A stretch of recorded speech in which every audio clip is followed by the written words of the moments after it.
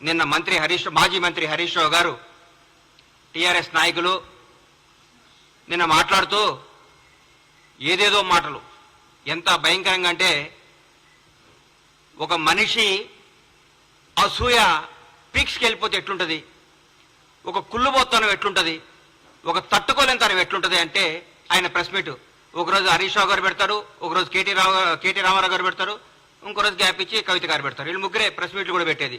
ఎందుకంటే టీఆర్ఎస్ నాయకులు తెలుసు బ్రహ్మాండంగా చేస్తుంది కాంగ్రెస్ ప్రభుత్వం.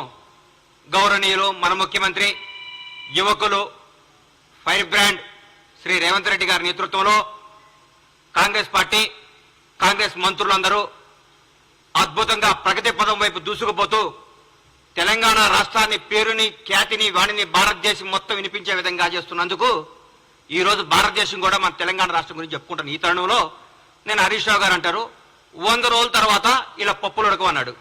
నేను చెప్తున్నా హరీష్ రావు గారు 100 రోజుల తర్వాత కాంగ్రెస్ ప్రభుత్వం బిర్యానీ ఉడుకుతుంది, చికెన్ ఉడుకుతుంది, గుడ్లు ఉడుకుతాయి, అన్నీ ఉడుకుతాయి.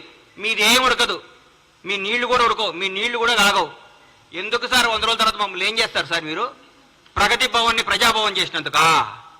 మీ ప్రగతి భవన్లో ఉన్న 100 గడీలు 5-6 పెద్ద పెద్ద బిల్డింగ్లు విడగొట్టి అందరికి అందుబాటులో తీసుకొచ్చినందుకా? ఒక దళిత ఉప ముఖ్యమంత్రిని తీసుకొచ్చి అందులో పెట్టినందుకా? ఎందుకు సార్ మీరు చేసేది? నియంతృత్వ పాలనకు పాతరేసి ప్రజాపాలన తీసుకొచ్చినందుకా?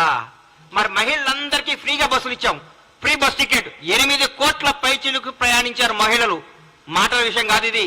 8 కోట్ల మంది స్త్రీమూర్తులు ఫ్రీగా తెలంగాణ రాష్ట్రంలో టికెట్ లేకుండా అందరూ అనుకుంటున్నారు నిన్న అన్న ఈ నెల నాకు 1300 మిగిలినాయి, ఈ నెల 1500 మిగిలినాయి, ఈ నెల 1600 మిగిలినాయి, ఈ 1600 తీసుకపోయి చిట్టి కట్టుకుంటాంది మా ఇంట్లో పాపం మా ఇంట్లో పనిచేసే ఒక అమ్మాయి.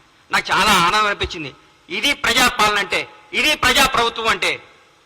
10 లక్షల రూపాయలు మేము ఆరోగ్య బీమా కింద పంపించినందుక మీరు ఏం చేస్తారు సార్? మేము ఏ నిరుగొత్తు లేకుండా, ఏ రికమెండేషన్ లేకుండా నిజాయితీ గారి పరిపాలన అందిస్తున్నందుక, నీతి గల నాయకుల్ని మంచి మంచి ఉద్యోగాలు నియమించినందుక ఏ ఫీలింగ్ లేవు. సమాజం ప్రతి ఒక్క కమ్యూనిటీని తీసుకొని నీతివంతమైన అధికారులంతా నియమించి ముందుకు తీసుకుపోతున్నారు ముఖ్యమంత్రి గారికి రేవంత్ రెడ్డి గారు. మీరు దీనికా సార్ ఎందుకు కుళ్ళుకుంటున్నారు సార్? మీరు నాకు అర్థం కావట్లేదు. కాళేశ్వరం మొత్తం మీ మేడిగడ్డ కాళేశ్వరం అవినీతి మొత్తం మా వాళ్ళు ఎంక్వైరీ చేస్తున్నందుక సార్ మీరు? మా మంత్రులందరూ మా ముఖ్యమంత్రి గారితో పాటు కొలీగ్స్ అంటే అది బ్యూటీ ఆఫ్ డెమోక్రసీ అంటే చూపిస్తున్నాం కాంగ్రెస్ ప్రభుత్వం. ముఖ్యమంత్రి నేను, మీరందరూ దూరం ఉండాలి, మీకు ఇంటర్వ్యూలు ఉండు, నేను రూమ్ లో ఉంటా, నేను ఫామ్ హౌస్ లో ఉంటా, నేను ప్రగతి భవన్ నుంచి రాను, నేను ఎవరు కలపను, నాకు 3 వస్తే బయటకు వస్తా, 3 రాకపోతే ఇంట్లోనే ఉంటా, నా ఫుటానే చూసుకొని పరిపాలించుకోమని చెప్తారు మా ముఖ్యమంత్రి. ప్రతిరోజు ప్రజలకు నాయకులకు అందరికీ అందుబాటులో సచివాలయంలో ఇంట్లో ప్రతి కార్యక్రమానికి వెళ్తున్నారు, ప్రతి ఒక్కరితో మాట్లాడుతున్నారు, మమేకమవుతున్నారు. ప్రజా ముఖ్యమంత్రి అందుకా సార్ మీరు మమ్మల్ని 100 రోజుల్లో మమ్మల్ని మా పప్పులు అడుకొని చేసేది? ఏం చేయమంటారు? మమ్మల్ని పడుకోమంటారా? అవినీతి చేయమంటారా? మీ దగ్గర ఒక మంత్రి ప్రెస్ మీట్ పెట్టాలంటే మీ దగ్గర పర్మిషన్ తీసుకోవాలి.